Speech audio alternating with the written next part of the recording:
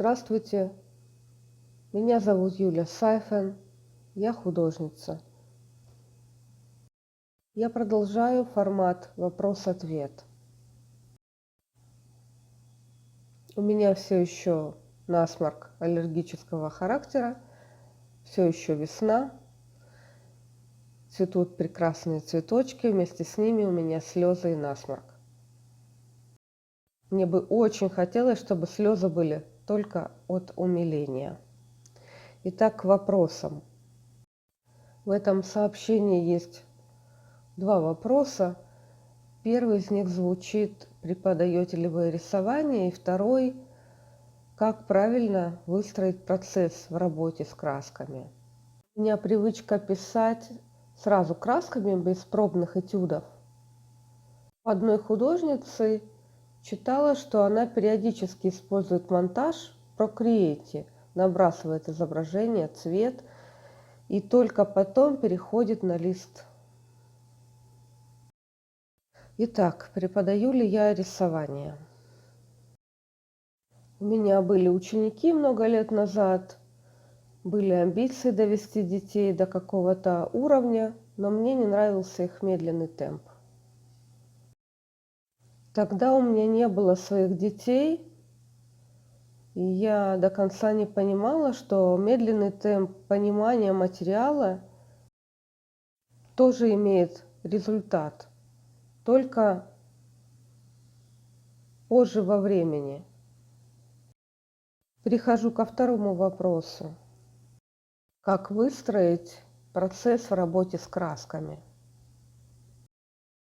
После того, как вы определились с идеей, у вас есть какой-то исходный материал, допустим, фотореференс или свои фотографии, делают эскиз карандашом, затем эскиз в цвете, а затем уже приступают к работе. Как проходит поиск композиционного решения в черно-белом варианте, не имеет совершенно никакого значения. Это может быть и Procreate, как вы привели пример, или множество других графических программ для этих целей. Возможно, просто уголь или карандаш, как делаю я. Только вы решаете, как вам удобно сделать маленькие подчеркушки, несколько композиционных вариантов и из них выбрать лучший. Предварительные композиционные наброски делают, чтобы выговорить на листе все свои эмоции к данной идее. Например, небо больше или же меньше, персонаж ближе или же дальше. Если в этом небе есть облака, а я, допустим, плохо пишу облака, я ищу подходящие фотореференсы, продумываю, как рисовать эти облака в объеме. Немаловажным будет сделать силуэт этих облаков таким, каким я хочу их видеть в большой работе. У меня есть композиция, пейзаж, который большое, допустим, облако наверху, внизу персонаж. Вот я и думаю, как это все закомпоновать, разместить в листе.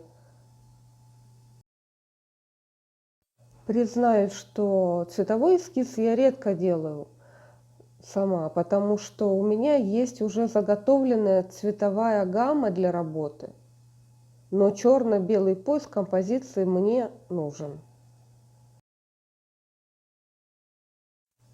Итак, эскиз обеспечивает нам мягкое падение на подушечку на начальном этапе создания работы и обезопасит нас от жесткого падения после нескольких потраченных часов на работу. Выявить наилучшее композиционное решение можно только через руки. Я это называю думать руками. Вы формируете свою идею эскизом на первом шаге, чтобы потом быть уверенной в результате.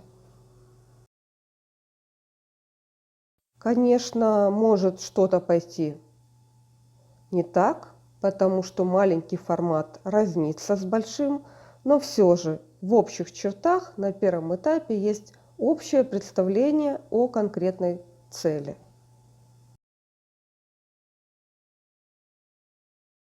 Интересно вас слушать про композицию, может, уже были отдельные видео, посвященные композиции. Я сделала несколько видео на эту тему и положила их в свой плейлист. Ссылка под этим видео внизу. В первом же видео вы найдете практические занятия, можете пользоваться, думать о том, как анализировать ту или иную картину по такому же принципу, отвечая на простые вопросы. Мне кажется, что лето трудно рисовать, все зелено.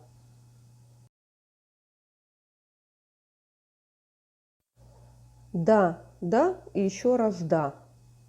Зеленым цветом нужно разбираться. Я не знаю, по какой конкретно причине, может быть, вы знаете ответ.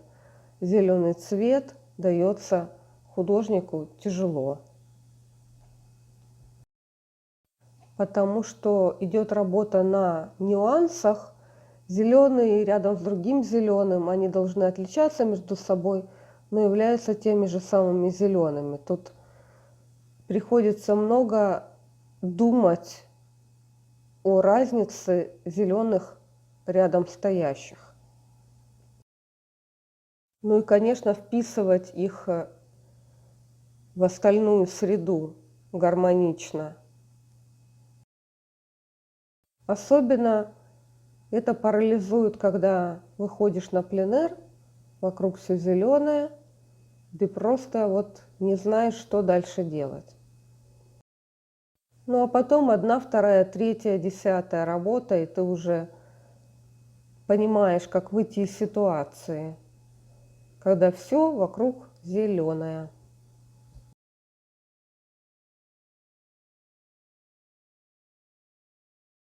Спасибо за ваше внимание. На ваши вопросы я стараюсь отвечать сразу. Потом я сохраняю их и позже отвечаю вот в таком видеоформате. Таким образом, все, кто хотят задать подобный вопрос, найдут свой ответ. Спасибо за вашу подписку, за ваши лайки, за комментарии. До встречи на моем канале.